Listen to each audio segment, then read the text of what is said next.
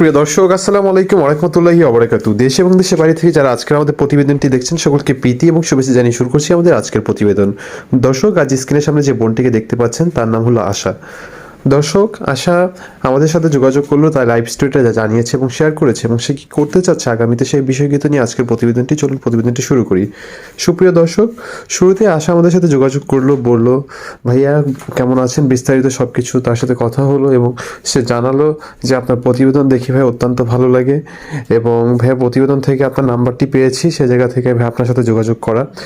এবং বললো যে ভাইয়া আমার জীবনটা এরকম যে আমার ছোটবেলাতে আমার বাবা যখন আর কি মানে অসুস্থ হয়ে যায়, আমার বাবাকে রেখে হচ্ছে আমার মা চলে যায় এবং আমার মা হচ্ছে অন্য আরেক জায়গায় বিবাহ করে। এরপর আমার বাবা করে কি উনিও একটু সুস্থ হন, পরে উনিও আস্তে আস্তে যখন দেখতে পারেন যে পরিবারের সব কিছু ঠিকঠাক মানে যাচ্ছে না, খাওয়া দাওয়া অনেক সমস্যা হচ্ছে, খাওয়া দাওয়া আমাদের সব কিছু আমাদের দুই বোনের মানে সব দিক থেকে একটু সমস্যা হচ্ছে, উনি আবার বিবাহ করেন। কিন্তু আমার সৎ মা যে ছিলেন তার ব্যবহার ওরকম ভালো ছিল না, খুবই খারাপ ছিল। পরে আমরা করলাম কি, আমার মামারা ছিলেন আমাদের মামার বাড়িতে আমাদেরকে নিয়ে আসেন এবং আমাদের দুই বোনকে তারা অত্যন্ত ভালো জানেন।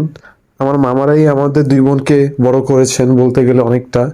এবং আমরা বাবা যখন আর কি মানে মারা যায়, আমার সৎ মা তার আমাদের যত টাকা পয়সা ছিল বাবার সব কিছু সে আত্মসাৎ করে নেয় এবং সব কিছু ই করে নেয় এবং আমি আমার মামাদের সাথে থাকি, আমার বোনের সাথে। তারা দুই বোন আশা এবং শ্রাবন্তী, তারা দুই বোনই হচ্ছে গিয়ে মানে তার মামার কাছে থাকে, এই বিষয়টি বললো। এবং আশা হচ্ছে বড়, শ্রাবন্তী হচ্ছে ছোট। দর্শক, আশা এরপর আমাদেরকে জানালো যে সে আগামীতে তার কি পরিকল্পনা।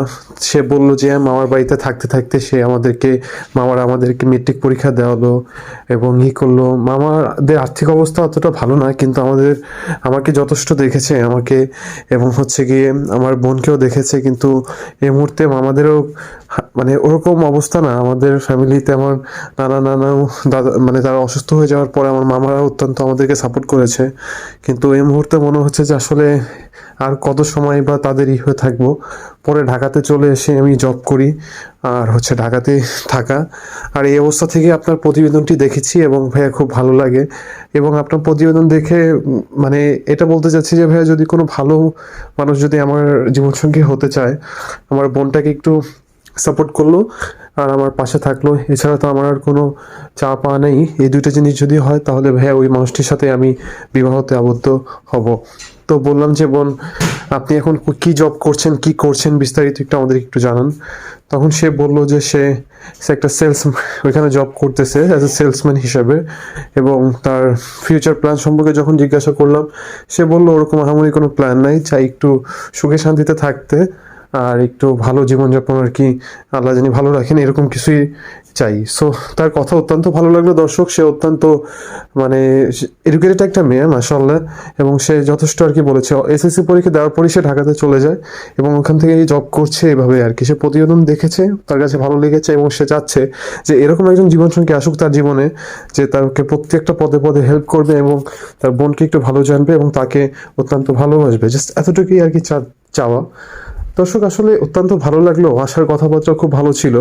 আপনারা যারা আশার সাথে যোগাযোগ করতে চান অবশ্যই কমেন্টে জানাবেন এবং হচ্ছে আপনার বিস্তারিত বিষয়টি একটু কমেন্টে উল্লেখ করে রাখবেন, লাইক আপনি কোথা থেকে দেখছেন বা আপনার একটু বিস্তারিত একটু বলে রাখবেন, আপনি কি বিবাহিত নাকি অবিবাহিত, এটা উল্লেখ করে আপনার হোয়াটসঅ্যাপ নাম্বারটি দিয়ে রাখবেন, আমরাই আপনার সাথে যোগাযোগ করব। দর্শক, আগে আমরা হোয়াটসঅ্যাপ নাম্বারটি দিতাম, আমাদের বিগত কিছু ভিডিওতে দেওয়া আছে, কিন্তু রিসেন্টলি আমরা একটু হোয়াটসঅ্যাপ নাম্বারটি দিচ্ছি না, কারণ এত পরিমাণে কল আসে যে আসলে একটু মেনটেন করা খুব টাফ হয়ে যায়। অবশ্যই কিছু মানে একদম পারফেক্ট কল আসে যারা আর কি বিয়ে করতে চায়, যারা সুখী জীবনযাপন করতে চায়। কিন্তু কিছু আর কি লাইক আপনার লাইক কি বলবো, আসলে সহজেই বুঝে নেন যে কিছু মানুষ মজা করার জন্য আসলে ফোন দেয়, যেটা আসলে খুবই বাজে ব্যাপার। ঠিক আছে, যারা এই বিষয়ে সিরিয়াস, বিবাহের বিষয়ে সিরিয়াস, যারা চাচ্ছেন যে ভালো কিছু মানে আশা করছেন যে সামনে থেকে, সো অবশ্যই তারা যোগাযোগ করবেন। এবং আশা করি আপনাদের আজকে প্রতিবেদনটি ভালো লেগেছে এবং আশার বিস্তারিত আপনাদের কাছে তুলে ধরেছি। আর দর্শক, এতটুকুই আপনাদেরকে বলবো, দিন শেষে একটু হলেও ভালো কাজ করবেন, 5 ওয়াক্ত নামাজ পড়বেন, সবাই ভালো থাকবেন। আসলে দিন শেষে সবারই জীবনে কোনো না কোনো একটা গল্প থাকে যেটা অনেক সময় না বলা থাকে, বলা যায় না, কিন্তু অনেকে শেয়ার করে এবং তাদের জীবনযাপনটা, তাদের লাইফ স্টোরিটা শেয়ার করে এবং অসংখ্য ভিউ আগত হয়েছে এবং সামনেও আমাদের কিছু প্ল্যান আছে এবং অবশ্যই ওরকম কিছু মানুষই আমাদের সাথে যোগাযোগ করবেন যারা চাচ্ছেন যে সিরিয়াস লাইফে কিছু লাইক বিবাহ বিষয়টা সিরিয়াস যারা, তারা এই কাইন্ডলি একটু অবশ্যই বিস্তারিত আপনার ডিটেলস দিয়ে রাখবেন। সো আজকের ভিডিওটি এখানেই শেষ করতে হবে। সবাই ভালো থাকবেন, সুস্থ থাকবেন। আর আশার ব্যাপারে জানার জন্য অবশ্যই কমেন্টে আপনার ডিটেলস একটু দিয়ে রাখবেন, আমরা আপনার সাথে যোগাযোগ করবো। সবাই ভালো থাকবেন। আসসালামু আলাইকুম রহমতুল্লাহি ওয়া বারাকাতুহু।